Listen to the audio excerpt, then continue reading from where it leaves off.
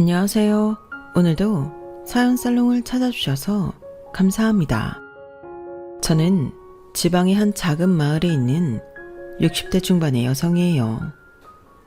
저는 작년에 이 나이에 인생 공부를 다시 하는 경험을 했어요. 원래 저랑 남편이 서울에서 살다가 이곳에 왔는데요. 여기서 지역 이기주의의 끝판왕을 만났거든요. 지역 이기주의라고는 했지만 그 사람들 빼면 다 좋은 분들이라 그냥 못돼 먹은 인간들이라는 말이 맞겠네요. 특히 부녀 회장이라는 여자가요. 어디를 가나 이상한 사람은 꼭 있다고 하잖아요. 그게 이런 인심 좋을 것 같은 동네도 마찬가지더라고요. 그러니 저처럼 귀농을 한다거나 귀촌을 계획하고 계시는 분들이 있다면 오늘 제 이야기를 잘 들어주시면 좋을 것 같아요. 저와 남편은 둘 다 교사였어요. 남편은 중학교 교사였고 저는 초등학교 교사였는데 같은 재단에 있는 학교라서 담 하나를 사이에 두고 있었죠. 학교 자체가 달라서 평소에는 만난 적이 없었는데 남편 동료 교사가 저희 사이에 다리가 되어 주었어요. 저와도 친분이 있던 영어 선생님이었는데 저와 남편이 잘 맞을 것 같다고 해서 저희 부모님, 남편 부모님께 연락을 했고 그렇게 정식으로 선을 봤네요.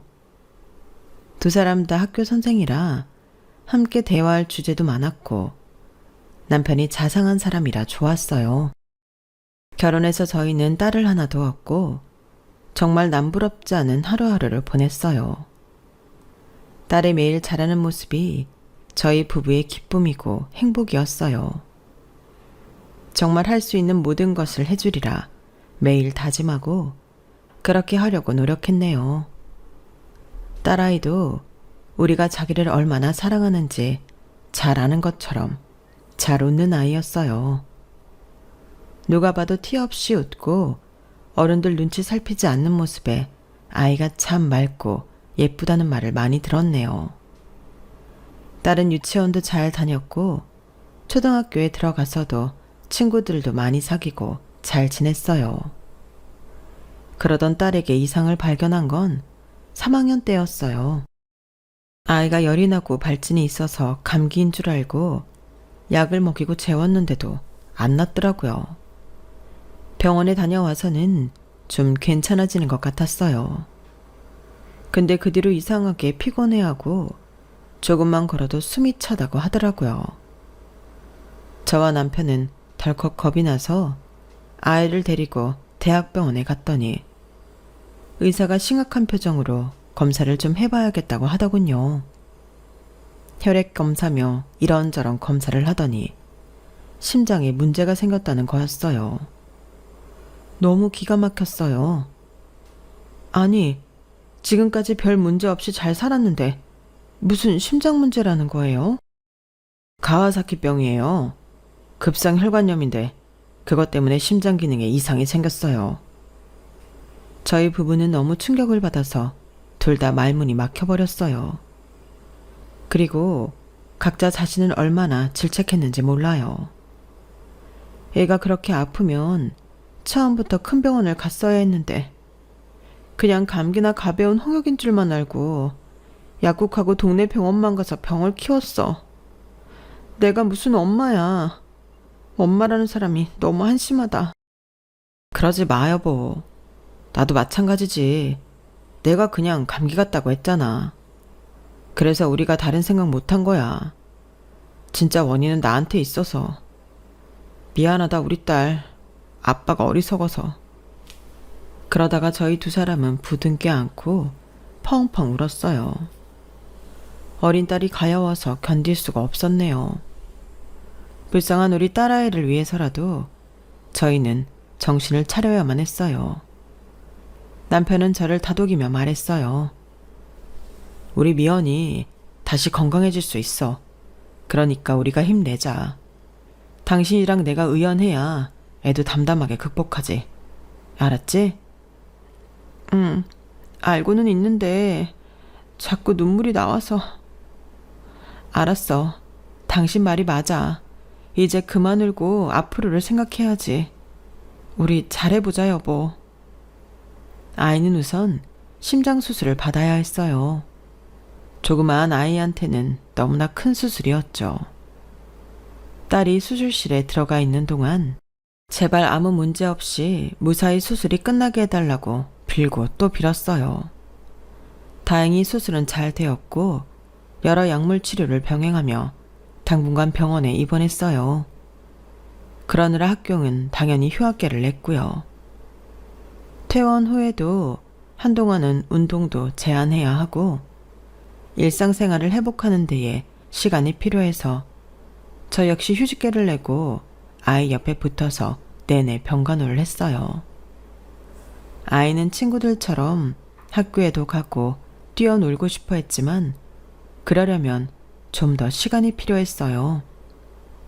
미연아, 조금만 참고 운동 시간 점차 늘리고 숨 안 차게 되면 친구들하고 놀 수 있어. 학교도 다시 가고. 그러니까 병원 잘 다녀야 돼.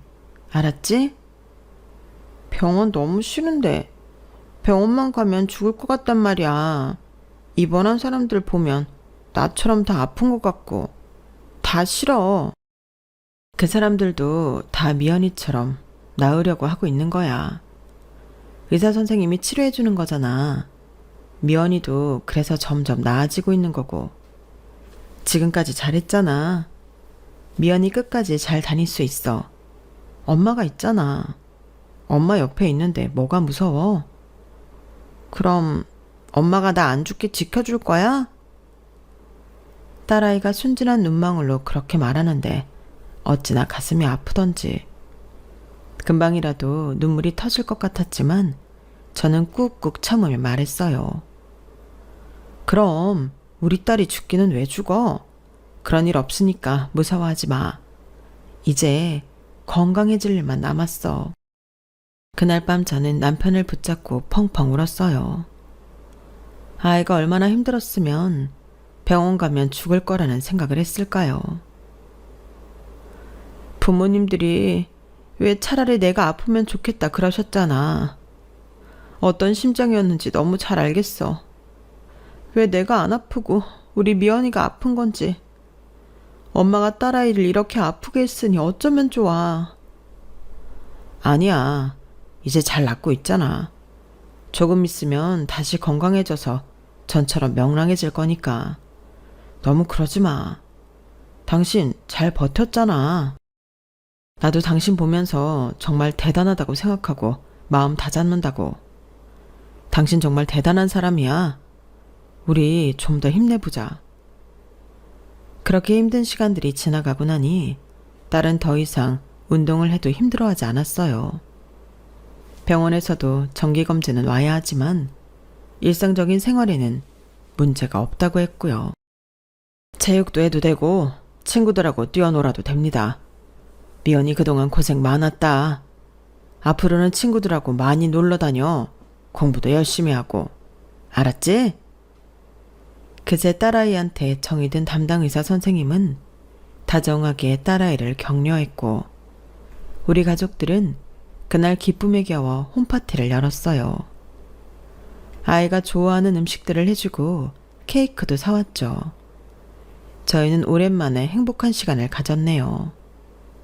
딸아이의 건강이 얼마나 소중한 건지, 아니 딸뿐 아니라 가족 건강의 소중함을 뼈저리게 느꼈어요. 저는 다른 건 제쳐두고라도 남편과 딸의 건강을 위해 식단도 조절하고 좋다는 영양제도 잘 챙겨 먹였네요.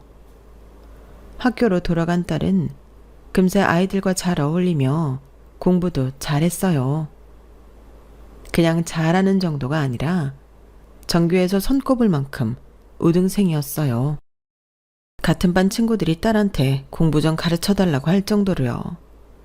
그러면 딸은 친구들을 집으로 하루 불러서 모르는 걸 차근차근 설명해가며 가르쳐 주더라고요. 간식을 챙겨주며 친구들 가르치는 딸을 보고 있자니 어찌나 대견한지 절로 웃음이 지어졌어요. 얘들아, 우리 미연이한테 배울 게 있어? 너네 같은 반이잖아. 같은 학생인데 대학생 선생님이나 학원 선생님한테 배우는 게 낫지 않아? 아니에요. 미연이가 훨씬 더 설명도 쉽게 하고 머리에 쏙쏙 들어와요. 맞아요. 선생님들 설명은 좀 어려운데 미연이는 되게 쉽게 알려줘요. 제 딸이어서가 아니라 야무지고 머리도 좋고 이해력도 좋은 아이가 친구들을 선뜻 돕는 모습이 참 자랑스러웠어요. 기특하기도 했고요. 고등학교 때까지도 늘 주변에 친구가 많았고 도움을 청하는 아이들에게 기꺼이 손을 내밀었던 딸은 법대에 가겠다고 했어요. 변호사가 되고 싶어. 나는 돈 잘 벌어서 엄마 아빠한테 효도도 하고 싶고 어려운 사람들 무료 변론도 해주고 싶어. 좋은 법무법인 중에 공익 변론 많이 하는 데도 있대. 그렇다고 돈 안 벌고 살 수는 없잖아.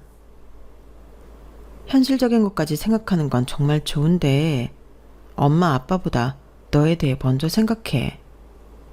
아니 엄마. 나 어릴 때 아파서 엄마 아빠 고생 많이 한 거 알아. 병원비 많이 들어가서 힘들었잖아. 그리고 자식은 나 하나뿐인데 내가 듬직해야지. 아이가 아프고 나서 너무 성숙했다 싶을 정도로 박지만 진중했는데 이렇게 속이 깊을 줄은 몰랐어요. 저와 남편은 그게 안타까우면서도 예쁘기만 했죠. 딸아이는 무난하게 좋은 대학의 법학과에 들어갔어요. 그때 저는 학교에서 주임을 맡고 있었는데 학부모들 때문에 꽤 스트레스가 많았어요. 저희 세대가 지금보다 더 학생들 위에 군림하고 교사들 마음대로 했을 것 같은데요. 꼭 그렇지도 않아요. 자기 아이만 특별히 잘 봐달라고 하는 학부모에 다른 애들을 너무 무시해서 문제가 된 학생과 학부모 등 지금이나 그때나 문제는 매 한 가지였어요. 선생들 사이의 일 분배나 조율도 해야 했고요. 당시 저는 한 학부모한테 꽤나 시달렸는데요. 3학년이고 전학을 온 여학생의 어머니였는데 젊은 축에 속했어요. 자기 아이 담임이 딸아이를 원하는 대로 대우해주지 않는다면서 툭하면 찾아왔어요. 저한테 담임한테 징계 같은 거라도 하기를 바라던데 아무 잘못도 없는 선생을 징계할 수는 없는 노릇이었어요. 저도 딸 하나 가진 엄마로 그 마음을 이해하려고 최대한 친절하려고 했지만 힘든 건 사실이었네요. 저는 그저 우리 딸 공부하는 거 바라보고 우리 가족 행복한 시간들만 떠올리며 그런 시간들을 버텼어요. 딸은 너무나 기특하게도 대학 졸업 전에 사법고시에 합격하여 연수원에 들어갔어요. 얼마나 감동적이었는지요. 심장병이 생겨 아이 앞날이 어떻게 될지 몰라 가슴 졸이며 지냈던 때가 있었는데 그건 마치 다 꿈이었던 것처럼 딸은 당당하게 연수원에 들어갔어요. 저와 남편은 정말 감회가 남달랐네요. 엄마 아빠, 앞으로는 내가 용돈도 많이 드리고 편하게 살 수 있게 해드릴게요. 조금만 더 기다려. 아유, 그런 말 마라. 너 먼저 쓸 거 쓰고 우리는 나중에 챙겨도 돼. 아니야. 나는 정말 엄마 아빠한테 잘하고 싶어. 그러니까 그런 말 하지 마. 나 섭섭하다고. 알았다, 알았어. 우리 딸 정말 장하고 고마워. 건강하게만 있어줘도 감사한데 이렇게 네 인생 열심히 살아주니 어찌나 감사한지 모르겠다. 네가 사법시험 붙고 변호사가 될 거라서가 아니야. 네 인생 주어진 대로 잘 살고 있잖아. 그게 너무 좋아. 엄마는. 내가 이런 걸 누구한테 배웠겠어. 다 엄마 아빠 보고 배운 거지. 엄마 아빠가 인생을 대하는 태도를 보면서 깨달은 게 많아. 힘든 사람 절대 모르는 척 하지 않고 주어진 일도 성실하게 했잖아. 늘 긍정적으로 생각했고 나는 내 병도 그래서 나았다고 생각해. 정말 너무 철든 소리를 하는데 남편도 저도 목이 메었어요. 저희를 이렇게 감동시키는 자식이라니 진짜 고생한 보람이 있었어요. 딸은 연수를 잘 마치고 좋은 법무법인에 들어가서 새내기 변호사 생활을 시작하게 되었어요. 어찌나 일을 열심히 하는지 차 타고 집에 왔다 갔다 하는 시간도 아껴야 할 것 같아서 저희가 회사 근처에 작은 오피스텔을 얻어주었네요. 딸은 어떤 사건을 맡든 선배 변호사가 무슨 일을 시키든 성심성의껏 열심히 했어요. 밤을 새는 것도 마다하지 않았죠. 저는 딸이 몸을 상하면서 일하는 걸 바라지 않아 걱정을 많이 했어요. 하지만 딸은 걱정하지 말라며 저를 안심시키더군요. 엄마, 우리 다 이 정도는 밤새면서 일해. 그리고 쉴 때는 또 확실히 잘 쉰다고. 나 건강 위해서 많이 노력해. 밥도 자극적이고 조미료 많이 들어간 거 안 먹으려고 하고, 야채도 많이 먹고, 현미밥도 일부러 찾아서 먹어. 운동도 꾸준히 하고. 그러니까 내 걱정하지 마. 나는 엄마 아빠가 나이 들어서 운동 잘 안 하시는 것 같아 걱정이야. 운동 좀 해. 아빠 보고도 하라고 하고. 딸아이 잔소리에 저는 운동을 시작했지만 남편은 아침에 동네 휙 돌고 공원 산책하고는 운동 끝났다며 다른 거 하기를 귀찮아했어요. 어쨌든 그래도 둘 다 건강검진 문제 없었으니 크게 신경을 안 썼네요. 딸은 법무법인에서도 점점 인정받기 시작해서 2년이 되고 3년이 되면서 더 중요한 사건들을 맡기 시작했어요. 그러면서도 공익변호도 계속했고요. 그것만큼은 누구보다 열심히 하는 딸이었어요. 시간이 지나 남편이 정년퇴직을 하고 몇 년 후 저도 정년퇴직을 했어요. 딸은 일한다고 바빠서 결혼을 안 하다가 저희가 정년퇴직하고 얼마 안 돼서 좋은 사람을 만나 결혼하게 됐죠. 그러고 났더니 정말 할 일을 다 한 것 같더라고요. 남편도 인생의 숙제를 다 마친 기분이라고 했어요. 이제 우리 여행이나 다니면서 인생 즐기자고. 당신도 고생 많았어. 지금도 미연이 때문에 가슴 졸이는 거 아는데 이제 안 그래도 될 것 같아. 옆에 떡하니 김서방도 있잖아. 그래요, 맞아. 당신 말대로 이제는 한시름 났어요. 당신 수고 많았어요. 당신도 수고했어. 이제 우리 둘만의 시간을 가져보자고. 하지만 남편의 뜻대로 되지는 않았네요. 인생이란 게 언제 어디서 무슨 일이 터질지 모르잖아요. 남편은 뜻밖의 위암 판정을 받게 됐고 바로 수술을 받아야 했어요. 딸과 사이는 요즘 암 생존율도 높고 수술 후 경과도 좋으니 걱정하지 말라며 저희를 많이 위로해줬네요. 둘 다 그 바쁜 와중에도 병원에 와서 모든 수속을 다 해주고 지들이 의사 만나서 설명 다 들었고요. 수술날은 아예 시간을 비우고 와서 저와 함께 있어줬어요. 다행히 남편은 수술을 잘 마쳤고 회복도 잘 되었어요. 태어난 남편이 어느 날 이러더군요. 여보, 우리 시골 가서 살까? 내 친구 한 놈은 저기 강원도 간다고 하더라고. 지금 열심히 준비 중이야. 나 이렇게 아프고 났더니 당신도 어디 아프지 않을까 걱정되고. 공기 좋은 데에서 흙 밟고 풀냄새 맡으며 사는 게 좋다잖아. 금방 딴 야채 먹고. 우리 그러자. 어? 그럼 우리도 강원도로 갈까? 어디가 좋아?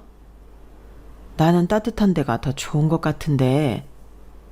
저희 부부는 한 보름 정도 논의를 더 한 후에 따뜻한 지방으로 가기로 결정을 하고 딸 부부한테도 이야기를 했어요.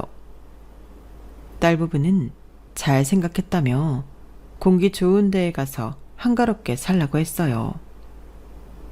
무슨 일 있으면 꼭 전화해. 나랑 오빠가 바로 갈 거니까. 알았지? 거기 병원 가는 건 어때? 아우, 차 타고 1시간쯤 가면 바로 대도시야. 대학병원 있고 걱정하지 마. 알았어. 그래도 무슨 일 있으면 우리 꼭 불러. 딸은 그렇게 신신당부하고 우리를 내려보냈어요. 저희 부부가 내려가기 전 이미 사위가 우리가 살 집과 땅을 싹 둘러보고 리모델링을 다 해줬고 이삿짐 센터까지 불러줘서 저와 남편은 몸만 편하게 내려갈 수 있었죠. 이삿짐 센터 직원들과 열심히 짐을 나르고 정리를 좀 한 다음에 다 함께 가까운 데에 있는 식당에 가서 밥을 먹고 왔더니 저랑 비슷한 나이의 여자가 대문 밖에서 저희 집을 기웃거리는 게 보였어요. 저는 얼른 가서 인사를 했어요. 안녕하세요. 동네 분이세요? 저희 여기 이사 왔어요. 앞으로 잘 부탁드려요. 그러게, 얼마 전까지 공사한다고 이 주변 아주 복잡하게 만들고 보통 불편을 끼친 게 아닌데 살 사람들은 보이지도 않아서 뭐 하는 사람들인가 궁금했네요. 내가 여기 부녀회장인데 그간 불편하게 한 것도 있고 마을 사람들한테 미리 양해도 안 구했잖아요. 저희 불편한 값으로 오늘 30만 원만 받읍시다. 보자마자 이런 말을 하는 부녀회장이라뇨. 저와 남편은 황당해서 서로를 쳐다보았어요. 남편이 좋은 말로 이렇게 말했어요. 아, 네, 회장님이시군요. 안녕하세요. 저랑 집사람은 서울에서 학교 선생을 하다가 정년 퇴직했어요. 제 건강 문제도 있고 집사람도 더 건강하게 아프지 않고 살았으면 해서 이렇게 오게 됐네요. 그동안은 저희 사위가 여기 공사 책임자와 소통해 왔어요. 그래서 인사가 늦었네요. 일단 짐 정리를 다 하고 저희가 정식으로 인사드리러 갈게요. 댁이 어디신지 알려주세요. 아, 글쎄, 서울에서 멀어다 왔건 필요 없고 일단 저희 불편하게 한 값은 주세요. 그리고 그쪽 연락처부터 줘요. 그럼 내가 우리 집 주소랑 보낼 테니까. 부녀회장이라는 사람은 막무가내로 30만 원을 내놓으라더군요. 어이가 없었지만 이사 오고 첫날부터 괜히 감정 상하기 싫고 첫 시작을 잘하고 싶은 마음에 제가 돈을 보내주겠다고 하니 바로 현금으로 달라는 거였어요. 어쩔 수 없이 가지고 왔던 비상금에서 30만 원을 내줬네요. 부녀회장은 일방적으로 제 번호를 알아가서는 정말로 자기 집 주소를 보냈어요. 저녁 먹기 전에 인사를 오라나요? 참나, 저랑 남편이 그렇게 오래 교직 생활을 하고 많은 교감 교장을 거쳤지만 이런 사람은 없었어요. 세상 어느 권력자보다도 더한 것 같았죠. 아무튼 우리는 잘 지내고 싶은 마음에 짐 정리를 하다 말고 저녁 5시쯤 부녀회장 집을 찾아갔어요. 주소가 나와 있어도 집들이 드문드문 있고 주변에 알아볼 만한 특징 있는 건물이 없어서 찾는 데에 좀 애를 먹었어요. 부녀회장 집은 그 근처에서는 꽤 크고 좋은 3층 빌라의 3층이었어요. 근처 슈퍼에서 음료수 세트를 사서 들고 갔는데 부녀회장은 고맙다는 말도 없이 받아들더니 이렇게 말했어요. 여기는 서울하고 달라서 학교 선생이었던 대단한 사장이었던 뜨내기는 뜨내기예요. 알겠어요? 있을 동안만이라도 협조 잘 하시라고요. 회장님, 저희 오래 있을 생각입니다. 남은 여생 계속 있을 수도 있고요. 아, 그건 두고 봐야 하는 거고 그 바깥 양반은 좀 조용히 하시고 한 사람 나랑 얘기 좀 해요. 부녀회장은 아무 말 안 한 남편을 무안하게 만들더니 대뜸 저를 보았어요. 보니까 집 뒤편으로 땅이 꽤 넓던데 울타리를 산 입구 전까지 쳤더라고요. 그 땅 다 산 거예요? 아, 예. 저희가 울타리 친 데까지는 저희가 산 거 맞아요. 그거 다 어떡하시려고? 서울 사람이 밭일을 제대로나 할 줄 알겠어요? 그러지 말고 그 텃밭을 우리 부녀회에 기증해요. 아니면 마을회관이나. 그럼 우리 할 일 없는 아줌마들이 자기들 먹고 싶은 거 심어서 각자 가져갈 테니까. 저희도 다 계획이 있어요. 잘하지는 못해도 거기 허브농원처럼 만들려고 하고요. 무작정 저희 땅을 기증하라고 하시니 왜 그러시는 건지. 왜라니? 우리가 편하게 놀 데가 필요하니까 그렇지. 노는 거라면 마을회관이나 양로원 같은 데가 있잖아요. 엄연히 저희 땅이고 저희 집 거실에서 훤히 다 보이는데 누가 우리 집 마당에서 그러고 있으면 저희가 편히 쉴 수 있겠어요? 그건 좀 지나친 요구 같으시네요. 여기 사람들이 평생 농사 짓고 일만 했다 생각하죠? 아니거든요. 저희도 일하는 사람이나 하지 안 그런 사람도 많아. 그래서 심심풀이로 밭을 가꿀 것도 필요하고. 어쨌든 생각해놔요. 그리고 지금부터 마을회관 이용할 거죠? 안 그래도 우리가 어제 바로 전기시설 다시 수리하고 에어컨도 새로 들였거든. 마을에서 일괄적으로 40만 원씩 다 걷었으니까 그쪽도 40만 원 내요. 내가 계좌 보낼 테니까 거기로 모레까지 보내요. 늦지 마요. 그러더니 대문을 닫고 들어가 버렸어요.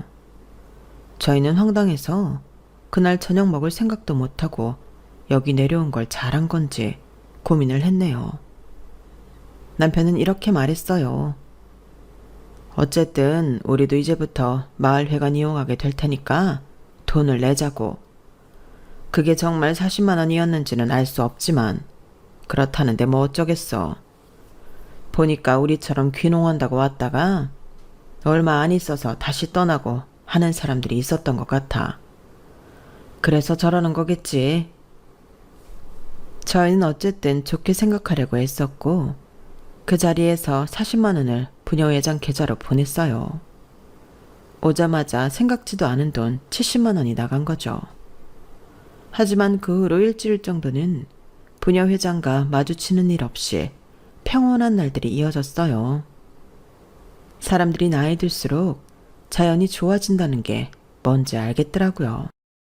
아침마다 서울에서는 들을 수 없던 새소리에 온통 초롱인 풍경을 보며 하루를 시작하니 마음이 여유롭고 편안하더라고요. 서울에는 없는 벌레들도 있고 불쑥 튀어나오는 동물들도 있었지만 이게 다 흙이 있고 풀이 있고 숲이 있어서라고 생각하니 너그러워지더라고요. 주말에 찾아온 딸 부부도 저희가 편해 보인다며 잘됐다고 좋아했고요. 딸내가 하루를 자고 다음날 떠난 후에 처음으로 마을 회관 갈 일이 생겼어요.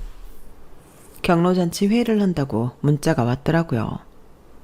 그런데 저희가 마을 회관 마당에 들어서자마자 한 남자가 저희를 가로막았어요. 새로 이사 오신 분들이죠? 차 있어요? 아, 예. 있는데 오늘은 안 가져왔어요. 남편이 말하자 그 남자는 손부터 내밀었어요. 여기 한 달 주차장 이용 20만 원.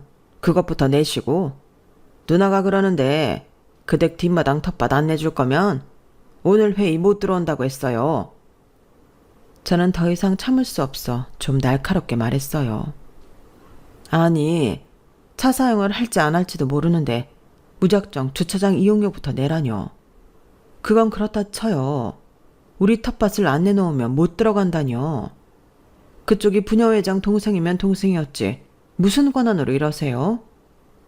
내가 이장이에요.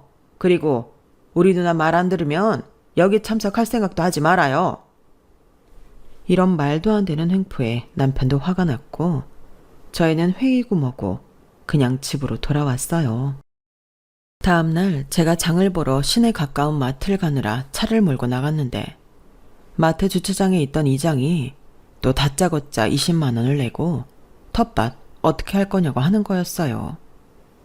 그때 인상 좋고 등치 좀 있으신 제 또래 여성분이 오더니 이장한테 이러더라고요. 충식이 너 뭐하냐? 또 네 누나 꼬붕짓 해? 니들 자꾸 그러면 나 진짜 구청장 면담심 당할 거야. 니들 신고한다고. 할 수 있으면 해보쇼. 어차피 우리는 아니라고 하면 그만이지. 이장은 툴툴거리며 자리를 떴고 그 여자분이 저한테 다가왔어요. 새로 수리한 집 이사 오신 분이죠? 저는 거기서 쭉 나와서 왼쪽 길로 돌아서 안에 있는 집에 살아요. 김영숙이에요. 아, 예, 이진희예요. 이런 말이 어울릴지 모르겠는데 도와주셔서 감사해요. 아우, 별 말씀을요. 여기가 작은 동네다 보니 저것들이 몇 년 전부터 부녀회장, 이장 완장차고서 아주 보통 행패가 아니에요. 저 둘 때문에 얼마 못 있다 나간 외지인도 있고요. 아, 저것들 못된 걸 좀 알아야 되는데 이상하게 구청이고 파출소고 저 인간들을 싸고 두는 것 같더란 말이죠. 아무튼 우리 다 이상한 사람들 아니에요. 오해는 마세요. 저희도 이렇게 사정 알아봐 주시는 분들이 있어 다행이에요. 감사해요. 여기 사람들 다 좋아요. 걱정 마시고 어울리세요. 못하면 점심 먹으러 저희 집 오세요. 다른 분들도 소개시켜 드릴게요. 저희 부부는 그날 점심을 그 여자분 댁에서 먹으며 다른 마을 사람들도 만나고 좋은 시간을 보냈어요. 하지만 부녀 회장과 그 동생 이장이라는 사람은 어떻게 좀 해야겠다는 생각이 들더군요. 그리고 며칠 잠잠했어요. 그새 저희는 다른 마을 사람들과 인사하고 안면 트면서 조금씩 가까워졌어요.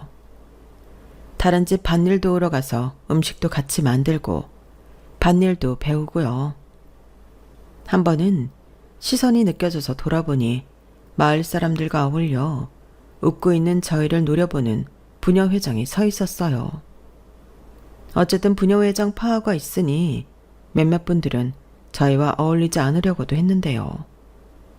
아무튼 그 모습을 보니 또 뭔 일을 저지르려나 싶더라고요. 그리고 이틀인가 지났을 때 아니나 다를까 부녀회장이 저희 집 초인종을 요란하게 눌러댔어요. 나갔더니 이러더라고요. 보아하니 마을 잔챙이들하고 좀 어울리던데. 그럼 마을 회관에 올 일도 생길 거 아니겠어? 우리 마을 발전기금을 내야 정식으로 마을 사람이 되는 거니까 300만 원 준비하고 이제 곧 우리 엄마 생신이야. 그때마다 마을 사람들이 정성으로 20만 원 모아서 줬으니까 거기는 주차장비하고 해서 40만 원. 이거는 내일까지 준비했다가 우리 동생 오면 주면 돼. 300만 원은 언제까지 돼? 아니 뭐 외지에서 온 사람들이 봉이에요? 무슨 사람 보기만 하면 돈을 달라고 해요. 주차장비는 뭐가 됐든 필요한 거니 줄 수 있지만 대거머니 생신비용을 달라뇨. 그리고 발전기금은 어디다 쓰는데요? 그거 여기 사람들 전부 300만 원씩 냈어요? 그거 계좌로 보내라는 거 아니죠? 저번에 저희한테 돈 받을 때처럼 따로 현금으로 달라는 거죠? 어디다 어떻게 쓰는지 알아야겠어요. 그러기 전에는 못 줘요. 아니 어디 남의 동네 와가지고 뻔뻔하게 그냥 눌러 살려고 들어. 댁들 오기 전에 우리가 이 마을 지키고 가꾼 게 얼만데 어디다 대고 내역서 같은 걸 요구하는 거야? 말하는 걸 보니 왕년에 회사 좀 다니며 일해본 사람 같은데 그런 경력으로 동네 사람들 위에 서서 괴롭히는 게 아닌가 싶더군요. 사실 저는 그때 부녀 회장을 보고 휴대폰 녹음 기능을 켜고 주머니 속에 숨겨서 나갔거든요. 다 녹음이 되어 있었죠.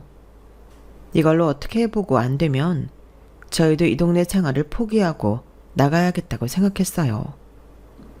저는 슬쩍 마트에서 처음 저를 도와줬던 분에게 물어봤더니 고개를 흔들더라고요. 아, 나라고 안 해봤겠어? 그래도 마을에서 말 좀 해본다는 사람들이 위에다가 얘기해봤지. 근데 왜인지 뭐 흐지부지 넘어가더라고. 저와 남편은 참 고민이 됐어요. 이런 게 시골의 폐쇄적인 면인가 싶더라고요. 어쨌든 공공기관에서는 작은 마을에서 일어나는 일까지는 관여하고 싶지 않은 것 같더라고요. 그렇게 며칠 저희 부부가 생각 중인데 누가 저희 차 앞 유리에 잔뜩 흙을 뿌려놓았더군요. 너무 화가 나서 블랙박스를 봤더니 그 부녀회장 동생이라는 이장이더라고요. 저와 남편은 바로 두 사람을 찾아가서 따졌어요. 그랬더니 밑도 끝도 없이 발뺌이었어요. 무리가 있다는 증거가 어디 있어? 증거 여기 다 있어요. 요새 블랙박스로 다 찍히는 거 몰라요? 제 말에 부녀회장은 움찔하는 것 같더니 뻔뻔하게 이러더라고요. 그러니까 왜 우리 엄마 생일 비용하고 300만 원 안 내나? 이 동네 사람들 다 주는 걸 굴러온 돌들이 왜 물을 흐리고 안 주느냐고. 아예 앞까지 쓰면서 앞으로 여기서 편히 못 산다며 으름장을 놓는데 저와 남편은 말이 통하지도 않고 피곤하기도 해서 집으로 돌아왔어요. 이거는 힐링이 아니라 없던 병까지 생길 지경이라서 진짜 다 놓고 가버릴 생각을 했는데 그날 밤에 딸아이한테서 전화가 왔어요. 저나 남편 목소리가 안 좋은 걸 눈치챈 딸은 무슨 일이냐며 꼬치꼬치 물었고 결국은 제가 지금까지 있었던 일을 다 말했어요. 그러자 딸이 속상해하며 이러더라고요. 처음에 그런 일 생겼을 때 말하지. 왜 여태 가만히 있었어? 너 바쁜데 신경 쓰게 하고 싶지 않았어. 여기서 사는 건 우리잖아. 우리가 감당해야지. 지금 그 사람들 하는 거 보니까 그런 문제가 아닌 것 같아. 알았어. 나랑 오빠가 갈 테니까 조금만 기다려. 아, 혹시 그 사람들 말하는 거 녹음이나 녹화한 거 있어? 안 그래도 내가 저번에 집에 찾아온 거랑 오늘 말한 건 녹음했고 우리 차에 흙 뿌리는 건 블랙박스 영상 있어. 딸은 알겠다고 하고 끊었고 이틀 후에 저희를 찾아왔어요. 사위도 같이요. 그리고는 바로 부녀회장을 찾았는데요. 보니까 사람들하고 마을회관에 모여 있더라고요. 그래도 마을에서 하는 일은 꼭 마을회관에서 하는 사람인데 여름맞이 일손 돕기 뭘 한다고 회관에 있더라고요. 일단 딸과 사위가 정중하게 부녀회장과 이장을 밖으로 불러냈어요. 부녀회장은 안이 꼽다는 듯 저희를 보며 나왔어요. 먼저 사위가 이렇게 말했어요. 부녀회장님 맞으시죠? 저희 장인장모님 여기 처음 왔을 때부터 이런저런 명목으로 돈을 요구하셨다고 하는데 무슨 주차비가 20만 원입니까? 이런 조그만 마을에서 차를 몇 번이나 끌고 다닌다고요. 그리고 어머님 생신비용, 발전기금 이런 거 왜 계좌로 안 받고 현금으로 걷어요? 그리고 발전기금이라는 걸 부녀회장이 그렇게 막무가내로 요구해도 되는 건가요? 외지인은 빠져. 이건 우리끼리 해결할 문제고 여기서 살 사람들이 마을 발전 위에 못 돕겠다면 나가야 되는 거 아니겠어? 우리도 우리랑 같이 서로 돕고 살 사람들하고 있어야지. 그럴 마음 없으면 소용없어. 그게 부녀회장 권한입니까? 아닌 것 같은데요. 공공기관에서 내려온 문서라도 있어요. 이거 횡령 착복 맞는 것 같은데요. 내역서랑 관련 조항 보여줄 수 없으면 제가 직접 여기 관할 경찰서에 가서 말하는 수밖에 없네요. 그러자 부녀회장은 깔깔 웃으며 이렇게 말했어요. 아이고, 어디 해봐. 그게 통하나. 내가 그 바닥 공공기관에서 30년을 일한 사람이야.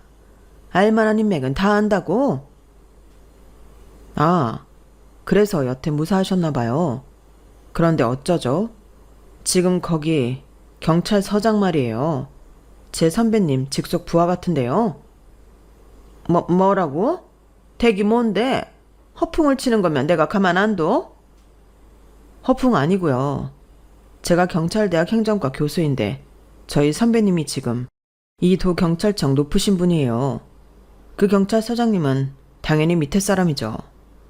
제가 가서 말씀 좀 드려야겠습니다. 안 그래도 부녀회장님이 저희 장모님한테 했던 말들 녹음 파일도 있고 동생이신 이장님이 장인어른 차에 흙 뿌리는 영상도 있으니까요. 이번에는 저희 딸이 나섰어요. 이거 법적 문제 저도 검토해 볼 거예요. 아, 제 소개가 늦었네요. 저는 이런 사람이에요. 라며 제 딸이 법무법인 변호사 명함을 주자 부녀회장은 얼굴이 하얘져서 어쩔 줄 모르더라고요. 제 친구가 방송 기자인데 이런 소스 주면 참 좋아하겠죠? 이거 공론화 시켜볼 생각이에요. 제 딸이 이렇게 말하자 부녀회장은 마른 침까지 삼키며 제 딸 손을 잡더라고요. 아우 잠깐만. 거기 그 사위분도 잠깐. 이거 진짜 문제 삼으려는 거야? 이거 그냥 작은 마을에서들 있었던 일이 뭐 대수라고. 누가 신경 쓰겠어. 그러자 사위가 또박또박 말했어요. 안 그래도 요즘 귀촌하는 사람들 많은데 이런 걸 왜 신경 안 쓰겠어요? 아픈 노인들이 귀농해서 요양하며 살겠다는데 오히려 스트레스 받으며 병 생길 상황이잖아요. 막무가내로 돈 요구하는 시골 텃세 한두 푼도 아니고 300만 원씩이나 현금으로 직접 달라고 하면서 사용 내역도 없다고 하니 이건 문제가 되고도 남습니다. 그러자 부녀회장은 저를 보며 이렇게 말했어요. 아, 이거 내가 없던 일로 해줄 테니까 어떻게 자식들 좀 말려봐. 어?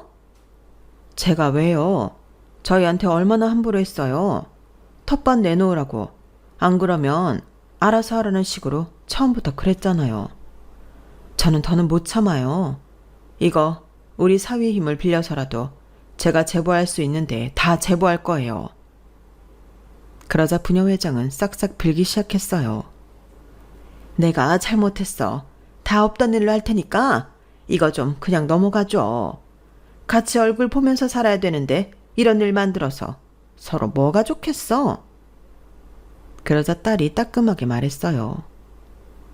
그쪽에서 먼저 얼굴 보기 불편하게 그런 말도 안 되는 일들만 벌였어요. 그래서 여기서 얼마 못 견디고 나간 사람들도 있다던데요. 그런 식으로 생각하면 어떤 사람들이 귀촌을 해서 살겠어요? 각오하고 계세요. 그제야 부녀회장은 갑자기 존댓말을 하며 아예 무릎을 꿇었어요. 아우, 제가 잘못했어요. 내가 주민센터에서 일 좀 해서 그냥 다 관행이려니 하고 그랬어요. 주민센터에서 일한 사람이 이런 걸 관행이라고 생각하다니 더 심각하네요. 바로 경찰서장을 만나러 가야겠어요. 사위가 따끔하게 말하자 부녀회장은 급하게 자기 동생을 불러 같이 무릎을 꿇게 하고 싹싹 빌었어요. 제발 자기들 신고하지 말아달라고요. 하지만 이래 두르면 또 무슨 일을 저지를지 모르잖아요. 결국 사위와 딸이 정식으로 경찰서에 신고를 했고 결과적으로 부녀회장과 이장은 자리에서 물러나고 벌금도 물게 되었어요. 이런 식으로 당한 사람들이 꽤 있었다더라고요. 결국 파출소 내와 공공기관에서 부녀회장 집안 편의를 봐준 사람들까지 징계를 받게 되었네요. 그리고 새로운 부녀회장은 저희를 제일 먼저 도와준 분이 되었어요. 이장도 다른 분이 되었고요. 그러고 나니 진짜 마을 공기가 달라지더라고요. 참 신기하죠. 그제야 순진했던 마을분들은 부녀회장과 이장한테 도뜯긴 이야기를 하나둘씩 하더라고요. 뜯기는 줄도 모르고 달라고 하니 줬던 거였죠. 아무튼 그 사람들은 기가 죽어서 찍소리도 못하고 지냈고 마을 사람들과도 잘 어울리지 못하고 있네요. 저희는 평온한 일상을 되찾고 원했던 생활을 할 수 있게 되었어요.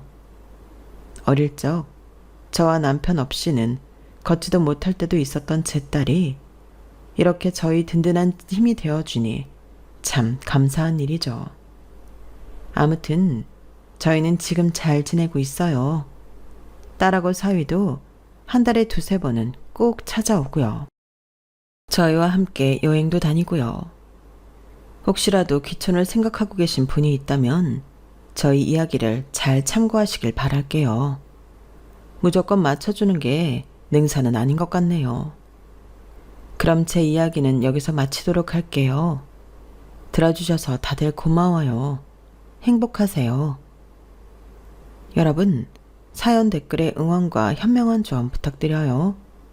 좋아요와 구독은 저에게 큰 힘이 됩니다. 오늘도 좋은 일 가득하세요.